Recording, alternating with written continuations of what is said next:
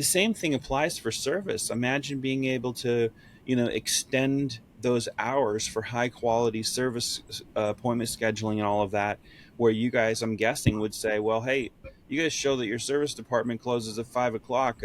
Why wouldn't you extend that to 6 or 7, at least with phone ability? Do you guys have dealers like that? Because I'm thinking if it were me, It's funny.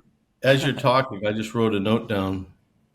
Like, why don't we offer extended hours for scheduling appointments huge, right? But or well, you can't. You emergency can. services? Yeah, Yeah. you can. Like we get Um, calls, obviously in service, being in service, we get calls from consumers who are looking that are in an emergency situation. And we have a process developed for every one of our dealers on how to handle those situations, whether it be roadside assistance or offer a towing company or what have you.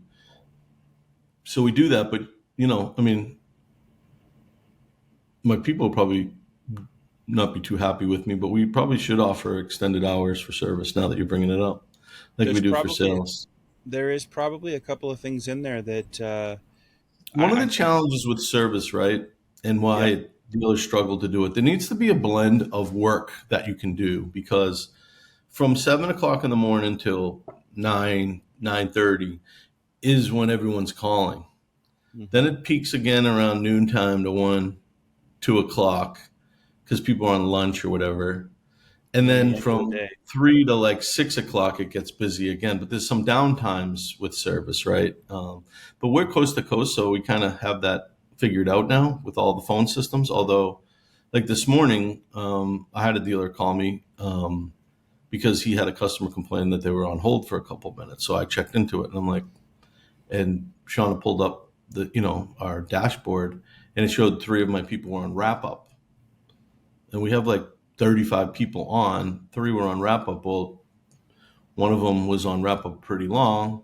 Anyway, managing that is the ebbs and flows is challenging. I can tell you that. Like I would never promise a dealer that would never give you a hold time at all, ever, ever, ever. Obviously, Yeah. our goal is to pick up the phone in like one ring. But it's kind of like the on the sales side, the GM third party leads just get all dumped on you all in one day of like 50 leads, and you're like, what the Yeah. heck happened? You're Or nuts hand going. raiser leads, I should say. Yeah.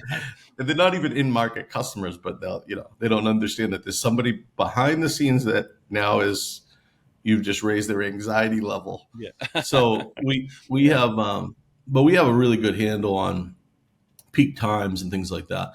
Like for example, we have a group in Canada, and in the fall they have this thing called tire season, where every Canadian resident is required to change their tires.